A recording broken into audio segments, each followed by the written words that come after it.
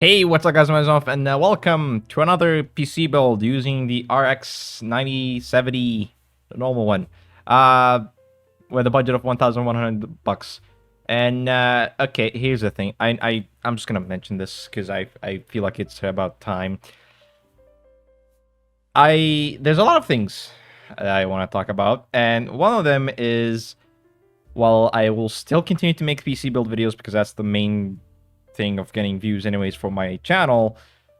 I will say I feel like these days PC builds are starting to feel a little bit less as fun as they used to be, or that, and also because it's starting to feel like it's dying. It's a type of content that will die eventually, and here's why. First things first is, I guess, the parts themselves. There don't there isn't a lot of options, and usually those options are expensive, or with the whole shortage and whatnot, and just also the performance and stuff. It kind of makes it feel like, for example, the 9070. It's a performance that makes it feel a little bit weird to even pay $550 for it, right? If it was like 500 or less, sure, but 550, which is the same price point of a 5070, and also similar performance too, it kind of makes it a little bit weird to get. Okay, actually, that should be the second reason. There's like 2 to 3 reasons.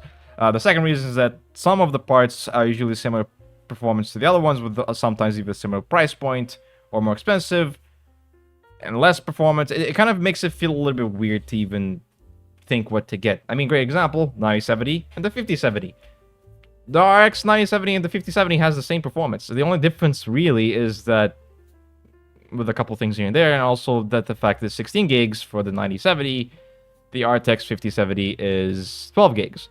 If that's what you're looking for, I guess that's okay, but most people might not really care that much. I don't know. I mean, for me, it's like, having 16 gigs is not bad. It's, if not, it's better, but I feel like 12 gigs should be enough for most games. Not all of them, but most games.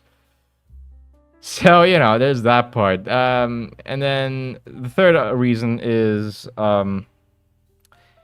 you will eventually just get to a point where you kind of made everything, right? You kind of just, I mean, I usually make virtual PC build, right? Like, I don't actually have physical because, well, money, but it's there, right? But then it gets to a point where, like, what else can I do, right? It just kind of gets there, right? And I don't know, especially with, like, when it comes to budget. If I try to make a specific budget with specific weird parts that I choose, people will get upset. That's actually the fourth reason. People. It gets to a point where people are just going out of their minds with things that are just impossible or just imaginary.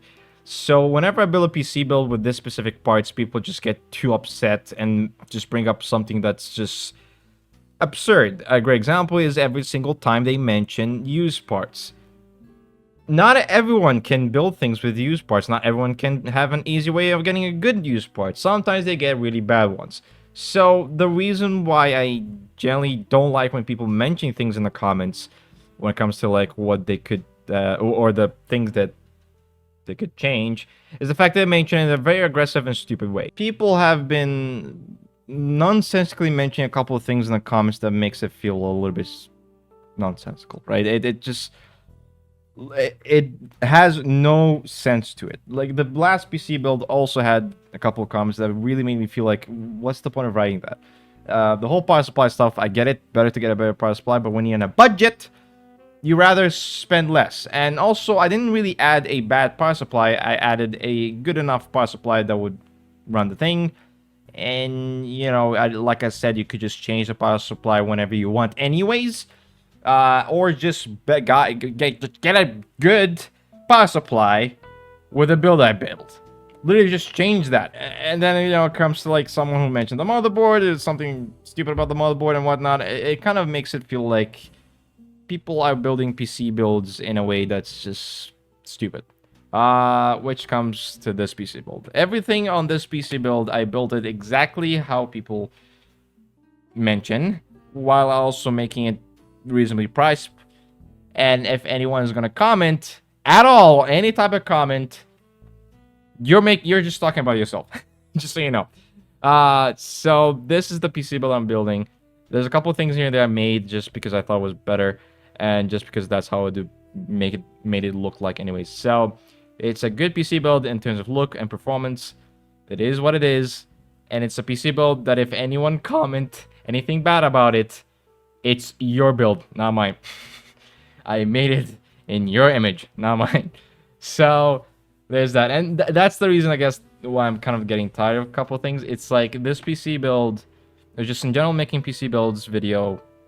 I make it for fun. I make it because I like it, because I enjoy doing it. I like to make research and do things differently, and that's the whole point. It's to make things differently, to make it very different. And for some reason, people just want to do this. This is something I really hate, which is I call it the stormtrooper effect, where everyone has to look the same, or everything has to look the same. Not really, it shouldn't. I feel like things should be different when it comes to technology. You can make things a little bit different, because sometimes it will work even better, sometimes it will work even worse. It's good to make it different.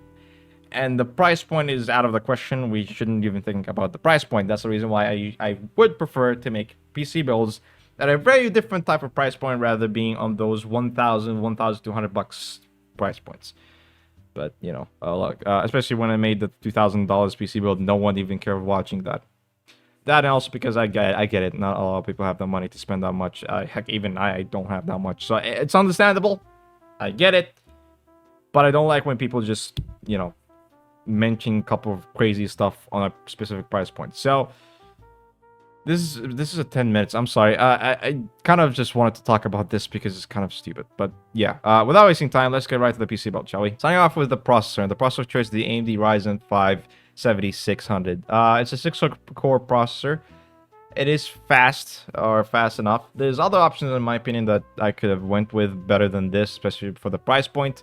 Quote unquote, the 12700. You know, more cores. But because it's AMD GPU, I thought maybe better to add an AMD CPU with it. And this should be a good AMD CPU with it, mostly. And yeah, I guess we're just going with it. And if anyone's going to be complaining, you could just overclock this thing. I'm challenging you to overclock this thing, by the way. Anyways, so yeah, we're going with it. Now, for the cooler, went with the Thermalright Aqua Elite V3. It's a 240mm liquid cooler. It's even better to use it on a Ryzen 7, to be honest. But because of the price point, we went, which is fine. And I don't know, I guess I like the cooler. It's RGB with the case. It will look really cool, so we're going with it. For the motherboard, I went with the cheapest but decent motherboard. It's the ASRock B850M-X. It's a micro ATX motherboard with DDR5 support, I believe. And yeah, it is DDR5 support. I don't know why I said that. And again, for the build quality, it looks very nice. It's simple. In some things, if it's even too simple, the ports are good too. Like, for example, there's only 2 DDR5 sticks connections rather than 4, which is fine if you think about it. And the heat, there's a good heat sink to cool your VRMs, which is fine, but not the best, but it's still decent enough. Again, it's a decent motherboard for the price point. So yeah, we're going with it. Now, for the RAM, went with the Kingston Fury 16 gigs, Beast 16 gigs. It's DDR5, the 6,000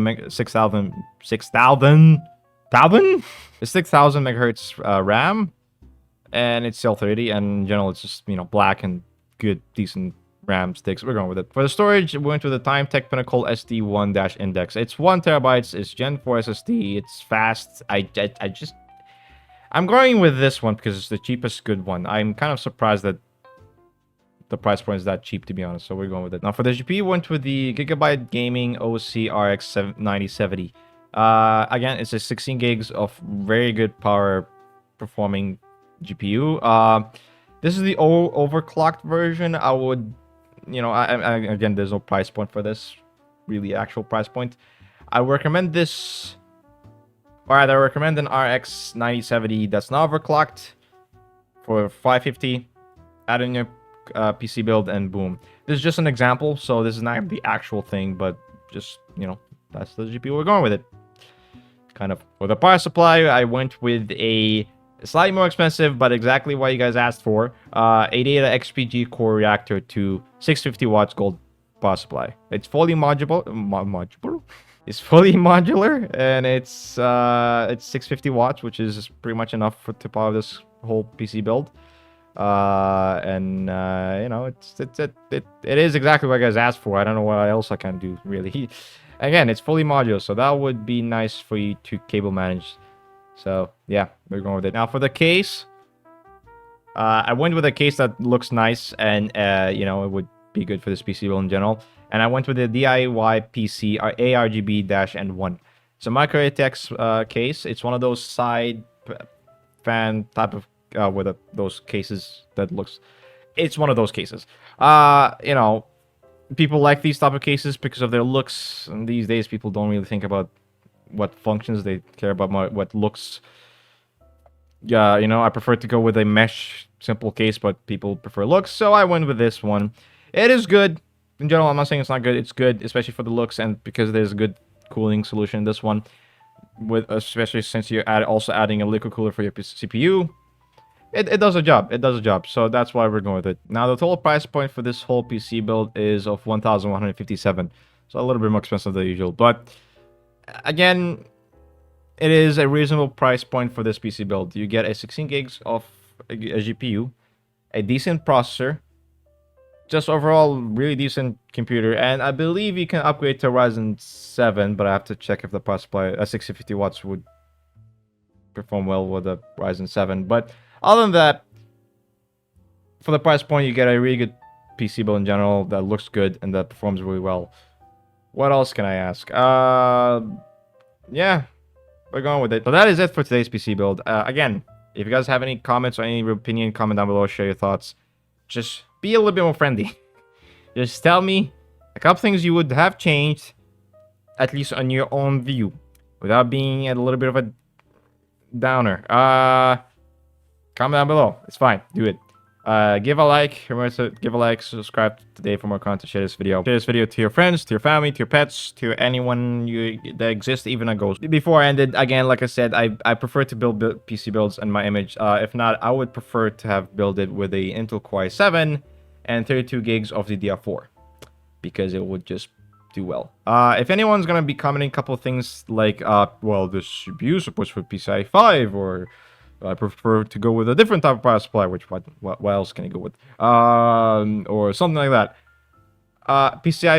Actually, talking about PCIe 5, it's useless.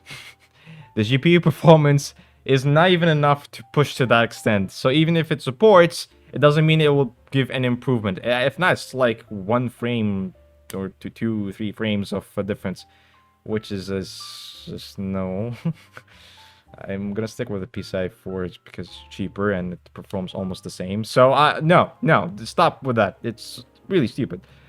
Same thing goes for the SSD. The Gen 5 SSD is fast, I get it, but it's useless because most things will just work just fine on Gen 4 unless you're doing something very specific, which is not gaming. It's mostly like work or something that requires fast storage. Sure, but we're talking about gaming, so Gen 4 SSDs are still good. It's all those things that makes it just people saying things that are coming out of nowhere. It's just no. Okay, this is a good PC build. Maybe the processor should have been slightly better, which I even mentioned, right? Other than that, everything is just fine. But you still can comment. It's fine. You can still comment your opinions, why you guys would change, whether you would do something different. It's fine. But don't exaggerate. That's all I can ask for. So, yeah, that's it for today's video. Remember to subscribe, share this video, give a like. Remember to hit the bell icon. And we're almost getting to 1,000 subscribers. Just 200 subscribers away to getting to 1,000 subscribers, which is impressive. I never thought I was going to get to that close.